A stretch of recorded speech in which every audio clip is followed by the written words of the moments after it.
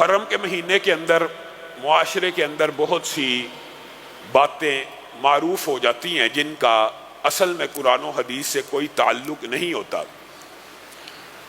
رسول اللہ صلی اللہ علیہ وسلم کی خصوصیات میں سے ایک خصوصیت یہ بھی ہے کہ ان کے اہل بیت کا مقام، توقیر، عزت اور احترام کا درس خود انہوں نے دیا، اور ان کے جو اہل بیت ہیں ان کی حیثیت اسلام میں ایک ممتاز ہے، اور صحابہ نے، حضرت ابو بکر نے، حضرت عمر نے، حضرت عثمان نے، تمام اصحاب رسول نے ان کی توقیر، عزت اور احترام کر کے امت کو یہ سبق اور درس دے دیا کہ رسول اللہ صلی اللہ علیہ وسلم کی آل کے اوپر اگر درود بھیجے بغیر نماز بھی مکمل نہیں تو زندگی میں بھی ان کا احترام کس طرح کرنا ہے۔ لیکن ایک رافضی پروپیگنڈا جو معاشرے میں غلط العام کی طرح مشہور ہو چکا ہے، اس حوالے سے آپ نے اپنا کنسپٹ کلیئر کرنا ہے۔ پہلے بھی کئی مرتبہ آپ کے سامنے یہ باتیں رکھ چکا ہوں، لیکن ایک ریویژن کے انداز میں، دہرائی کے انداز میں، اور یہ جو نت نئے پروپیگنڈے ہوتے ہیں ان کو توڑنے کے لیے آپ نے ان باتوں کو یاد رکھنا۔ پہلی بات، ایک اردو کا عام محاورہ گھر والے یا گھر والی، اس سے مراد کیا ہوتا ہے؟ آپ کی گھر والی کا کیا حال ہے، آپ کے گھر والوں کا کیا حال ہے، اس کی اردو ٹرانسلیشن اور اردو مفہوم کیا ہوتا ہے؟ کوئی آپ سے پوچھے آپ کے گھر والے کیسے ہیں، اس سے مراد کیا صرف بیٹے ہوتے ہیں یا بیوی بھی ہوتی ہے؟ بتائیے، آپ سے کوئی پوچھے آپ کے گھر والے کیسے ہیں، آپ کی گھر والی کیسی ہے، تو اس اہل بیت سے مراد صرف بیٹا ہوگا یا بیوی بھی شامل ہے اس اہل بیت میں؟ ایک بات یاد رکھ لیجئے، یہ روافض کا پروپیگنڈا ہے کہ اہل بیت میں ان کو تو شامل کر لیا کہ جن کو اللہ کے رسول نے اعزازی طور پر اہل بیت میں شامل کیا، بیٹی کی اولاد، داماد، بیٹی کی اولاد اور داماد، یہ رسول اللہ صلی اللہ علیہ وسلم نے اعزازاً اہل بیت میں شامل کیا ہے، ان کو یہ اعزاز بخشا ہے، ورنہ بیٹی کی جو اولاد ہوتی ہے وہ اہل بیت میں شامل نہیں ہوتی۔ رسول اللہ صلی اللہ علیہ وسلم نے جس طرح دیگر کو یہ اعزاز بخشا، معاشرے میں کیسا غلط العام ہے کہ صرف حضرت علی داماد ہیں، ہم ان کو اہل بیت مانتے ہیں، ہماری تو سر آنکھوں پہ حدیث رسول آ جائے، فرمان رسول آ جائے، قول رسول آ جائے، گردن جھکی ہے، ہم تو مانتے ہیں۔ لیکن یہ کیا کہ جن کی حدیث کی وجہ سے ان کو آپ اہل بیت میں شامل کرتے ہیں، پھر انہی کی دیگر احادیث کے مطابق دیگر کسی کو اہل بیت میں شامل نہیں کرتے؟ کیا آل حارث کے بارے میں حدیث نہیں ہے؟ کیا بنو عباس کے بارے میں حدیث نہیں ہے؟ کیا بنو ہاشم کے بارے میں حدیث نہیں ہے؟ کیا سیدنا سلیمان کو اللہ کے رسول نے اہل بیت میں نہیں قرار دیا؟ زید بن حارثہ کے بارے میں، اسامہ بن زید کے بارے میں رسول اللہ نے ان کو اہل بیت نہیں کہا؟ یہ سارے اعزازی اہل بیت ہیں۔ اور حقیقی اہل بیت کون ہوتے ہیں؟ آئیے قرآن پاک کھول لیجئے، سورۃ احزاب 21واں پارہ ختم ہو رہا ہے، ہر بندہ اپنے گھر جائے، 21واں پارہ ختم ہو رہا ہے، 22واں پارہ شروع ہو رہا ہے۔ کم از کم یہ دلائل اہل بیت، حقیقی اہل بیت جو حقیقی ہیں ان کو آپ نے اہل بیت سے ہی نکال دیا، جو اعزازی ہیں ان کو ہم مانتے ہیں لیکن صرف وہی اہل بیت ہو گئے۔ یہ سورۃ احزاب میں آخری رکوع کے اندر 28ویں آیت شروع ہو رہی ہے اور اللہ رب العزت کہہ رہے ہیں، یا ایھا النبی، اے اللہ کے رسول، قل لازواجک ان کنتن تردن الحیات الدنیا۔ رسول اللہ کو کون مخاطب ہو رہے ہیں؟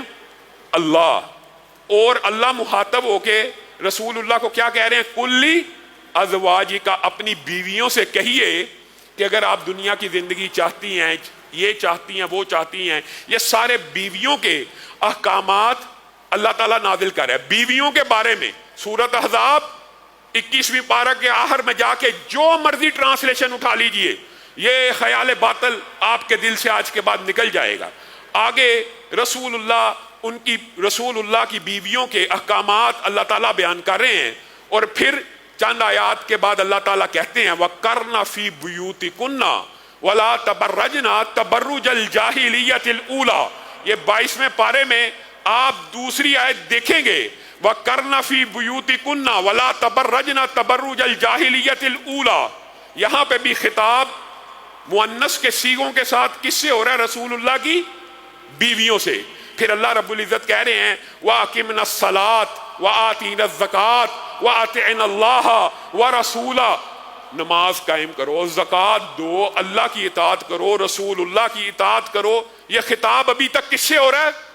بیویوں سے۔ انہی بیویوں سے خطاب کرتے وقت جب یہاں پہ اللہ رب العزت پہنچتے ہیں وَقَرْنَ فِي بُيُوتِكُنَّ کے احکامات ختم کرتے ہیں، اور کیا کہتے ہیں؟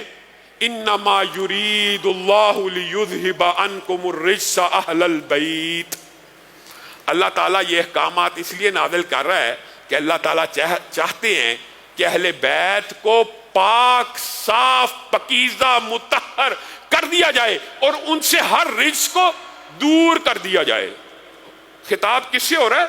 رسول اللہ کی بیویوں سے۔ اور یہاں پہ رسول اللہ کی بیویوں کو حکم دینے کے بعد اللہ تعالیٰ کیا کہتے ہیں کہ میں یہ حکم کیوں دے رہا ہوں؟ انما یرید اللہ لیذہب عنکم الرجس اہل البیت، تاکہ آپ سے ہر قسم کی میل کچیل کو دور کر دیا جائے۔ کن سے؟ بیویوں سے۔ اس آیت کے اندر حدیث قصہ کے مطابق حضرت علی، فاطمہ، ان کی اولاد شامل ہے، ہم مانتے ہیں، لیکن یہ کہنا کہ یہ آیت صرف ان کے بارے میں ہے، یہ تو قرآن پاک کے بھی بات خلاف ہے۔ اور اگر کوئی رافضیوں کے سہولت کار آج کل بڑے ایکٹیو ہیں، ان کے پراپوگنڈے میں آ کے کہتا ہے کہ پچھلا خطاب تو رسول اللہ کی بیویوں سے تھا، لیکن جب اللہ یہاں پہ پہنچا خطاب صرف علی، فاطمہ، حسن، حسین سے کر دیا۔ یہ مغالطہ ڈالتے ہیں بعض روافض کے سہولت کار۔ تو آئیے، جب یہ آیت ختم ہو گئی، اس کے بعد بھی اللہ تعالیٰ نے خطاب کا آغاز کہاں سے کیا؟ وَذْكُرْنَا، پھر مؤنث ہی کا صیغہ، پھر بیویوں ہی کو مخاطب کیا۔ پہلے بھی بیویاں، بعد میں بھی بیویاں۔ درمیان میں ایک ٹکڑا جو آیت کا ہے وہ بیویوں کے ساتھ خطاب نہیں ہے۔ یہ کوئی رافضی پراپوگنڈا تو ہو سکتا ہے، اسلام کا، قرآن کا، حدیث کا، یا قرآن و سنت کے کسی بھی حکم سے بیویاں اہل بیت سے خارج نہیں ہوتی، بلکہ گھر والیاں ہوتی ہی بیویاں ہیں، اور گھر والا ہوتا ہی خامند ہے، گھر والا خامند گھر۔ اور یہ بات تو رسول اللہ کی بیویوں کے بارے میں سورۃ احزاب سب نے یاد کرنی ہے، یہ دلائل سیکھا کریں۔ اور یہ بات تو رسول اللہ کی ازواج کے بارے میں اللہ تعالیٰ نے ان کو اہل بیت کہا، اور کیا ازواج کو اہل بیت کہنا صرف رسول اللہ کے ساتھ خاص ہے؟ یہ بات بھی سمجھ لیجئے۔ سورۃ ہود کے اندر اللہ رب العزت نے جب حضرت ابراہیم کی بیوی کو سیدنا اسحاق کی بشارت دی تو انہوں نے کیا کہا تھا؟ اَأَلِدُ وَأَنَا عَجُوزٌ وَهَذَا بَالِي شَيْخٌ إِنَّ هَذَا لَشَيْءٌ عَجِيبٌ۔ اَأَلِدُ، میں بوڑھی عورت بچہ جنوں گی اور میں تو بانچ ہوں، اور یہ ہاذا بالی شیخہ، یہ خود بوڑھا ہو گیا ہے، کیا ہم بچہ جنیں گے؟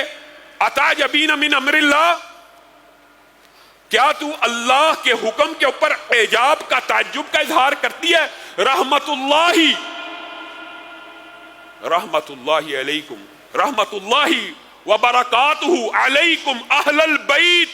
اللہ رب العزت نے سورۃ ہود کے اندر ابراہیم کی بیوی کے بارے میں بھی کہہ دیا کہ آپ کے اوپر اللہ کی رحمت ہو، اس کی برکت ہو کہ آپ اہل بیت میں سے ہیں۔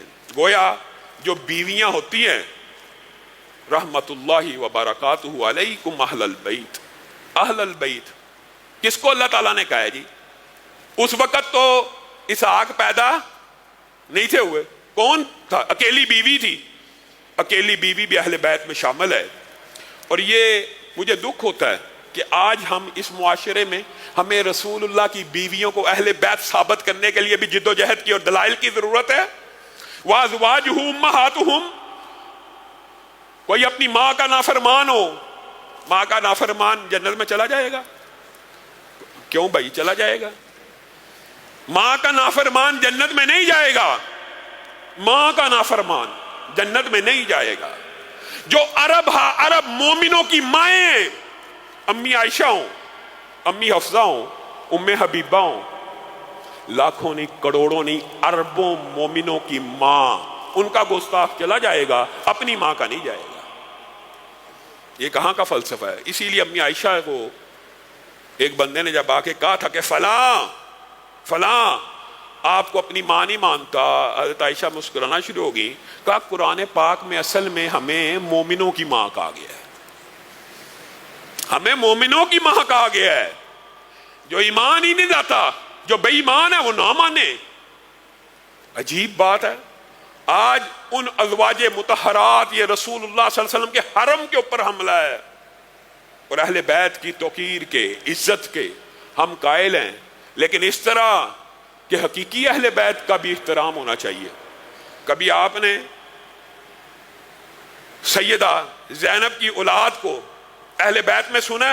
نہیں ہے، بیٹیوں کی اولاد نہیں ہوتی، سیدہ فاطمہ کی ہیں، رسول اللہ نے کہہ دیا تو ہیں، ہم مانتے ہیں، ہمیں اس بات پہ کوئی اعتراض نہیں ہے۔ لیکن آپ نے یہ جو فلسفہ گڑھا کہ اعزازی اہل بیت کو صرف حقیقی اہل بیت ہو گئے، اور جو حقیقی اہل بیت ہیں ان کو اہل بیت سے باہر نکال دیا جائے، یہ فلسفہ معاشرے میں نہیں چل سکتا۔